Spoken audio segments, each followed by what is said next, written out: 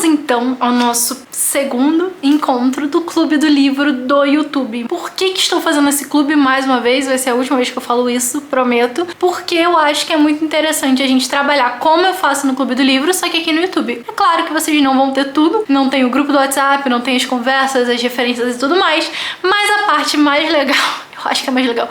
Mas a parte mais importante vocês têm, que é a análise do livro. E o livro escolhido para o mês de março foi A Virtude da Ordem, do Francisco José de Almeida. E por que ele é muito importante? Por que ele é muito interessante como primeiro livro? Porque é preciso ordenar os desejos, ordenar as prioridades, ordenar as virtudes, para que a gente possa, então, seguir nesse caminho, principalmente de leitura. Não existe um caminho frutífero sem ordem e não existe um caminho frutífero de leituras sem ordem. Então isso é muito, muito, muito, muito importante. Eu sempre começo falando no Clube do Livro que é muito importante a gente saber da onde veio esse livro, saber da onde o autor fala, saber qual a época, quais são os pressupostos, os parâmetros que esse autor parte. E, infelizmente, eu não achei muita coisa sobre o Francisco José Almeida. Então, nesse livro em específico, eu vou pular essa parte, porque eu realmente não achei informações que eu julgue confiáveis para passar para vocês. Mas eu não acredito que isso prejudique o valor da obra em si, porque é uma obra muito, muito completa em si mesma. É claro que seria mais legal se a gente tivesse informações sobre o autor, mas não acho que será um grande prejuízo. A primeira coisa que é muito interessante e muito legal da gente pensar sobre esse livro é algo que ele coloca logo nas primeiras partes, na introdução, assim, que é: a ordem é uma virtude. E o que é uma virtude para um cristão? A virtude é um exercício de hábito em direção à santidade. Claro que quem não é cristão não precisa ver assim, mas pode ver a virtude como um exercício de superação dos próprios prazeres, um exercício de elevação do humano. Se a gente é ser humano, a gente tem uma capacidade que é muito distinta dos animais, qual seja o discernimento. Então, se a gente é capaz de discernir entre as nossas paixões, os prazeres da carne e o que nós deveríamos fazer, a virtude é propriamente o uso desse discernimento para algo melhor. Por exemplo, você sabe muito provavelmente que não é ideal para o seu corpo você comer excessivamente. Você pode gerar aí doenças como obesidade, outras doenças de saúde e tudo mais. Então, o seu discernimento, a virtude, é superar a gula, é superar esse impulso, esse prazer na comida para comer apenas o justo e o reto. A mesma coisa com a preguiça. A gente sabe que não é ideal que a gente fique na cama o dia inteiro. Então, o justo discernimento, a virtude, o trabalho da virtude é superar essa vontade de ficar ali de preguicinha e fazer o que a gente tem que fazer no trabalho, cuidar dos seus filhos, etc, etc, etc. Então, a ordem também é uma virtude, mas ela é uma virtude muito basilar, de acordo com o autor. Por quê? Ele até em determinado momento fala que, olha, nem pode ser chamado de virtude porque é tão básico, é tão intrínseca a necessidade dessa virtude que sem ela não existe nenhuma outra virtude. É quase isso que ele fala pra gente. E ele vai falar que com um homem, uma mulher que são desordenados, né, ou seja, a quem falta a ordem, eles não dão um passo que a sequência seja anterior ao que eles faziam, ou seja, eles não vão caminhar numa direção, eles não têm essa sequência, essa ordem de pensamentos, eles simplesmente estão caminhando a esmo. E aí ele fala, ou não dão essa sequência, ou não dão esses passos em direção a algo, ou pior, ficam ao vento, fazem as coisas sem ter muito propósito, né? Fazem as coisas de acordo com seus próprios humores, de acordo com o que as circunstâncias levam eles a fazerem. Então, essas pessoas se tornam não confiáveis, porque elas não vão respeitar compromissos, não vão respeitar prazos, não vão respeitar amizades e não vão respeitar ideais. Então, o autor já começa dando essa lapada na nossa cara de que sem a ordem a gente sequer é confiável.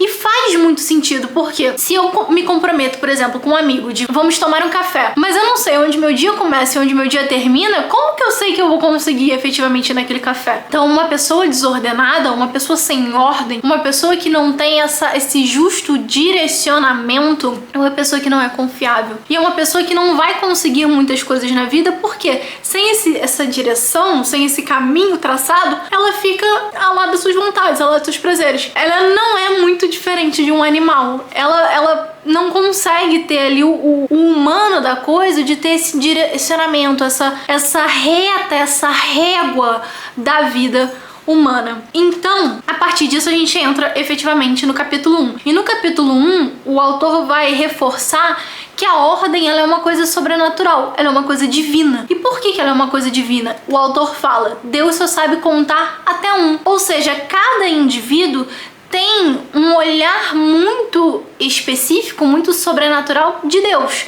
E por ter esse olhar, a gente também tem essas justas expectativas de um plano e de uma ação que respeitem a esse sobrenatural, que respeitem a esse divino. Ah, Tayara, mas eu não acredito em Deus. Ok, mas você tem um plano para sua vida, você não é uma pessoa a esmo, você tem um lugar onde você quer chegar. E para você chegar nesse lugar, você precisa ordenar as coisas. Você precisa ter um senso do eu vou fazer isso para chegar aqui, eu vou fazer isso para chegar aqui. Isso, propriamente dito, já é uma ordenação. Então, é preciso compreender que não basta você caminhar na vida. Não basta você seguir e sair andando e caminhar. É preciso que você ordene os seus passos. É preciso que você efetivamente saiba que cada passo segue o passo anterior. Não faz sentido eu ler um livro e de repente o próximo livro não tem nada a ver com o primeiro. Eu preciso ter uma ordem de ideias nas coisas. Não faz sentido um dia eu treinar braço, bíceps e tríceps, por exemplo, e no dia seguinte também fazer isso, e no terceiro dia também não. Eu preciso dar o descanso devido, eu preciso ordenar as minhas fichas de treino, por exemplo, nesse caso, para poder efetivamente chegar a algum lugar. E aí ele comenta, imagina se por negligência ou por preguiça nós arrumássemos os lençóis junto com os sapatos. Isso seria horrível, na opinião do autor. Isso seria realmente uma coisa assim, execrável. Execrável é uma palavra? Não sei. Mas seria uma coisa realmente ruim.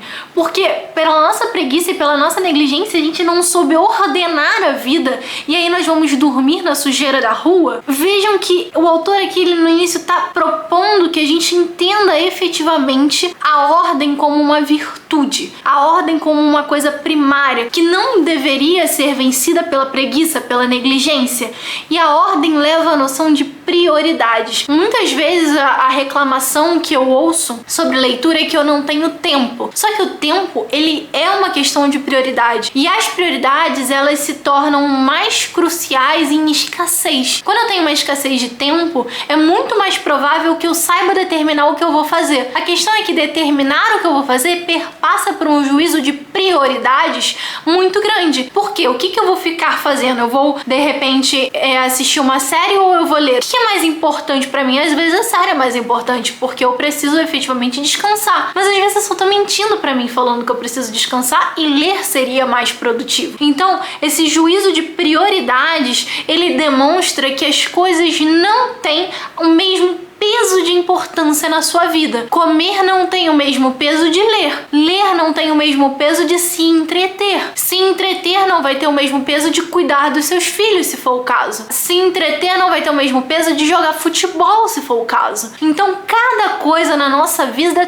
tem um peso, tem um espaço a ocupar. E enquanto a gente não souber ordenar esse espaço a ocupar, a gente não vai conseguir exercer e exercitar essa virtude da ordem. Então o autor fala: há que subordinar o imediato ao necessário, o pessoal ao familiar, o divertimento ao dever, o capricho ao compromisso e, em última análise, o egoísta e medíocre ao virtuoso. Numa palavra, o temporal ao eterno. Isso é, eu preciso mirar no meu juízo de superar a minha animalidade e ordenar as coisas. Ah, veja, eu vou assistir uma série, mas isso é preguiça. Então eu vou ler um livro, eu vou estudar, eu vou trabalhar, porque isso é o eterno da coisa. O superar o animalesco é o eterno da coisa. E ele segue. É verdade que nem sempre somos capazes de agir com toda a consciência por uma motivação tão elevada.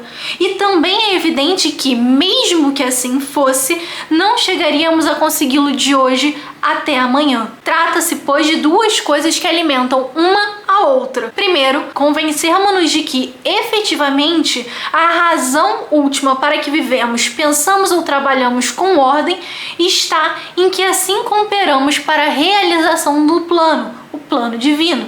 Segundo, que essa finalidade suprema, se lá no fim a queremos alcançar, tem que refletir-se agora na ordem que colocamos as camisas, os lençóis e os sapatos, isto é, na vida diária. Ou seja, os nossos critérios de ordem do dia a dia vão definir quem nós somos em último plano, em última essência, no último momento. A ordem de hoje define o resultado da sua vida daqui a um mês. A ordem de hoje define o que vai ser alcançado por você. E não é a ordem no sentido abstrato e geral, é a ordem das coisas do dia a dia. Os meus livros estão organizados, o meu armário está organizado, a minha vida está organizada. Pequeno, nesse caso, reflete o grande, porque se há desordem nas pequenas coisas, com certeza as grandes coisas também estão desordenadas. Em última instância, a vida também está desordenada. Na próxima semana, nós vamos avançar nesse livro e é isso. Espero vocês lá, espero que vocês estejam gostando. Comentem aqui se vocês gostaram dessa ideia de fazer o clube do YouTube e nos vemos no próximo sábado.